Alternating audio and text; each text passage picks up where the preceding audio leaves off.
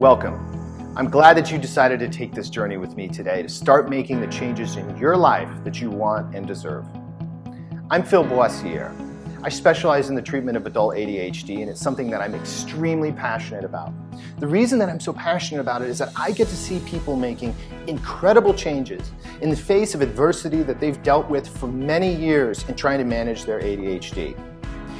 If you're watching this video, it's likely that either you have ADHD, someone you care about has ADHD, or maybe you don't have ADHD at all, but you're interested in understanding the techniques for improved focus and success in your life. We're going to be doing just that in this video series. We're going to be laying out manageable skills that you can use every day in your life to find the success, the focus, and the quality in your life that you've been wanting and that you ultimately deserve. The best way to think about this journey is to liken it to a pyramid. A pyramid has a very strong base that allows it to reach up towards the sky. For us, our base is going to be that built with skills. Skills for minimization of distraction, systems of organization, increased focus, and project management. From there, we're going to work our way up the pyramid, tackling things like ADHD and the effect it has on relationships. Your work, your passions, and your strengths, and how they come together to help you find the professional success that you want in your life. We're also going to be doing more complex things, like looking at cognitive behavioral therapy, essentially how patterns of thoughts lead to patterns of feeling and behaving. ADHD is essentially a deficit in performance that's brought on by an underproduction of very important neurotransmitters in the brain.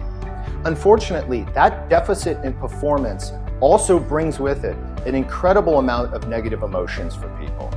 Primarily, people with ADHD tend to experience a lot of shame. And shame can have a compounding effect on all of the symptoms associated with ADHD.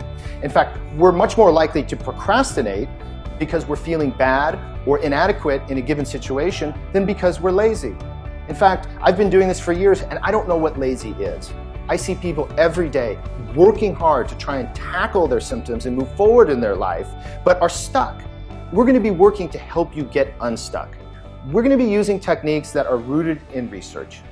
The research is very clear.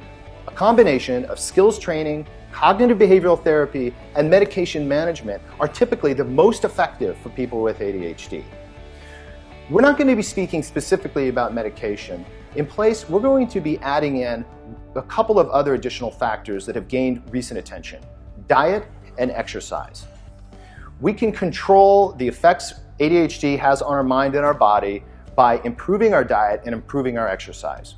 We're going to put all of this together to help you thrive in your life, to help you find the relationships, work success, personal success, and balance in your life that is so important to living the most quality life possible. Let's get started. Let's look at our first skill, and I'll see you in the next module.